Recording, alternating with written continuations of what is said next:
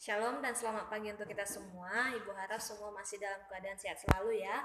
Hari ini Ibu akan bercerita tentang 3 keluarga yang ada di Alkitab. Yang pertama, keluarga Bapak Abraham, yang kedua Ibu Yokebed, dan yang ketiga Ibu Yohana. Nah, kita masuk di keluarga yang pertama, Bapak Abraham. Bapak Abraham adalah orang yang percaya kepada Allah dan selalu setia kepada Allah. Istrinya itu bernama Sarah, Hagar, dan Keturah. Nama anak Sarah itu Ishak, nama anak Hagar itu Ismail, dan nama anak Keturah itu Jimran, Yoksan, Medan, Median, Ishak, Syuah, dan Abraham lahir dari ibunya bernama Terah. Nah, dari bapak Abraham ini, keluarganya itu sangat hidup rukun. Mereka saling menyayangi satu sama lain. Kita tahu bahwa bapak Abraham adalah bapak orang yang percaya untuk orang Kristen.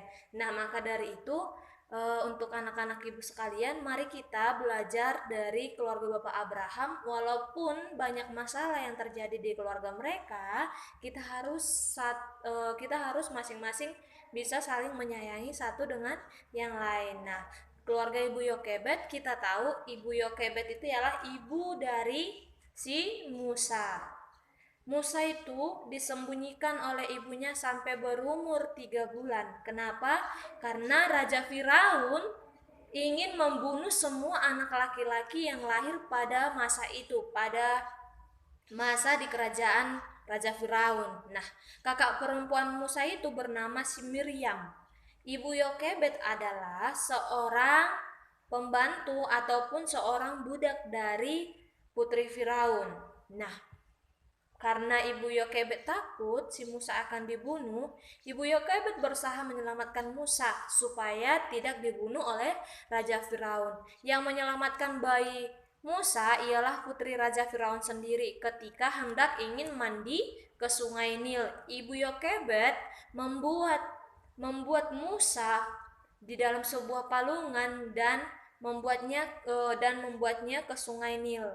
Nah, namun Tuhan itu baik. Putri Raja Firaun datang ke Sungai Nil untuk mandi. Kemudian putri Raja Firaun melihat itu dan putri Raja Firaun merawat Musa dan menyuruh pelayannya itu untuk menyusui si Musa. Padahal putri Raja Firaun tidak tahu yang disuruh untuk menyusuinya itu ialah ibu kandungnya sendiri. Putri Raja Firaun mengangkat Musa menjadi anak angkatnya. Nah, dari sini kita tahu begitu besar kasih Allah untuk menyelamatkan seseorang itu ketika berada dalam keadaan apapun, sekalipun itu keadaan susah, sulit, senang, Tuhan itu selalu ada. Nah, di keluarga Ibu Hana, kita tahu, kita mengenal awalnya Ibu Hana itu sudah dikatakan di dalam Alkitab dia tidak boleh mengandung atau dia sudah mandul.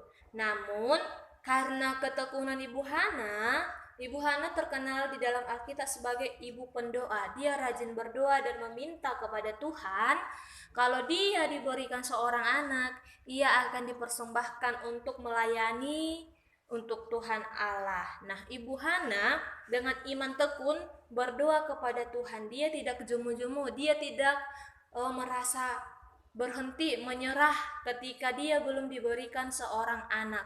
Nah, Ibu Hana bernajar atau berjanji jika Tuhan memberikan seorang anak, ia akan mempersembahkan anaknya itu kepada Allah untuk menjadi pelayan Allah di bait Allah. Nama anak Ibu Hana itu ialah Samuel. Nah, dari sini kita tahu bahwa apapun yang kita lakukan, kalau kita dan keluarga kita saling sama-sama memuji dan memuliakan nama Tuhan Allah, pasti berkat Tuhan Allah itu akan berlimpah di dalam kehidupan kita sehari-hari. Nah, untuk itu semua anak-anak ibu, mari kita menjadi anak-anak Tuhan.